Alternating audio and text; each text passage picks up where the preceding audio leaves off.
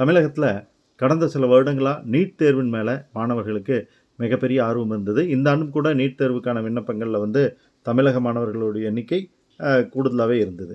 இருந்த போதிலும் இந்த ஆண்டு தமிழ்நாடு என்ஜினியரிங் அட்மிஷன்ஸ் 2024 ஆரம்பமானதிலிருந்தே விண்ணப்பிப்பவர்களோட எண்ணிக்கை மிக அதிக அளவில் இருந்துக்கிட்டே இருக்குது. கடந்த 2 ஆண்டுகள், அதாவது 2022, 23 இந்த 2 ஆண்டுகளை கணக்கிடும்போது இந்த ஆண்டு மாணவர்கள் மத்தியில் மாற்றம் பெரிய அளவில் ஏற்பட்டிருக்கோ அப்படிங்கிற ஒரு சந்தேகம் நமக்கு இயல்பாகவே வருது. 2022ஆம் ஆண்டில் பார்த்தீங்கன்னா இதே 10வது நாளில் அப்ளிகேஷன் ஆரம்பித்து 10வது நாளில் 1,09,032 பேர் அப்ளை பண்ணியிருந்தாங்க.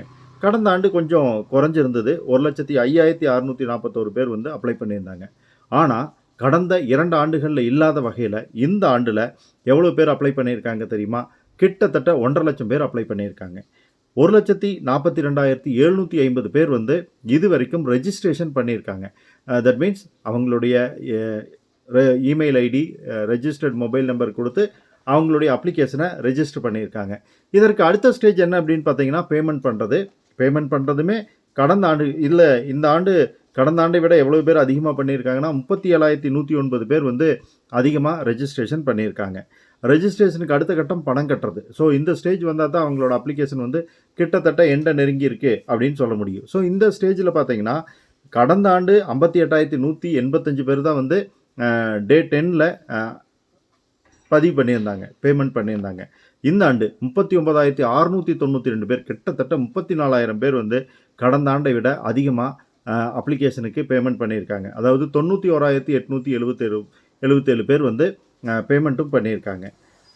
டாக்குமெண்ட் ரெஜிஸ்ட்ரேஷன், டாக்குமெண்ட் அப்லோட் பண்ணுறது தான் என்னோட லாஸ்ட் ஸ்டேஜ். ஸோ இதை பண்ணிட்டாங்க அப்படின்ட்டு அவங்க ரேங்க் லிஸ்ட்டுக்கு எலிஜிபிள் ஆகிறாங்க. ரேங்க் லிஸ்ட் டாக்குமெண்ட்ஸ் எல்லாம் ப்ராப்பராக இருக்கும்போது அவங்களுக்கு ரேங்க் லிஸ்ட் கிடைக்கும். இதில் இந்த ஆண்டு பார்த்தீங்கன்னா இதுலேயும் 30,672 பேர் கடந்த ஆண்டை விட அதிகம். கடந்த ஆண்டு வெறும் 24,652 பேர் தான் டே 10ல் டாக்குமெண்ட் அப்லோட் பண்ணியிருந்தாங்க. பட் இந்த ஆண்டு பார்த்தீங்கன்னா 55,324 பேர் டாக்குமெண்ட் அப்லோட் பண்ணியிருக்காங்க. 1,50,000 லட்சம் பேர்த்துக்கு பக்கத்தில் ரெஜிஸ்ட்ரேஷன் பண்ணியிருந்தோம். 92,000 பேர்த்துக்கு பக்கத்தில் பேமெண்ட் பண்ணியிருந்தோம். ஏன் இந்த டாக்குமெண்ட் அப்லோட் பண்ணுறதுக்கான எண்ணிக்கை கம்மியாக இருக்குது அப்படின்னு பார்த்தீங்கன்னா பல்வேறு காரணங்கள். அவங்களுக்கான சர்டிஃபிகேட்ஸ் விண்ணப்பிச்சு இன்னும் கிடைக்காம இருக்கக்கூடிய சூழல்.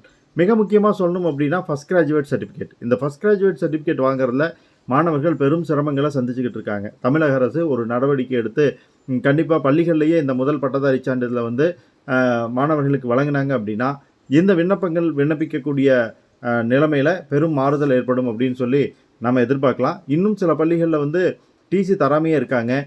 ஸோ டிசி தராத சூழ்நிலையில் இந்த முதல் பட்டதாரி சான்றிதழ் வாங்குறது மிக சிரமமான சூழல் நிலவுது. அதுபோலவே இன்னொரு விஷயம் பார்த்தீங்க அப்படின்னா என்ன காலேஜில் சேர்றதுக்கு, தட் மீன்ஸ் எந்த கல்லூரி அப்படின்னு சொல்லி கல்லூரியை மென்ஷன் பண்ண சொல்லி முதல் பட்டதாரி சான்றிதழில் கேட்குறாங்க.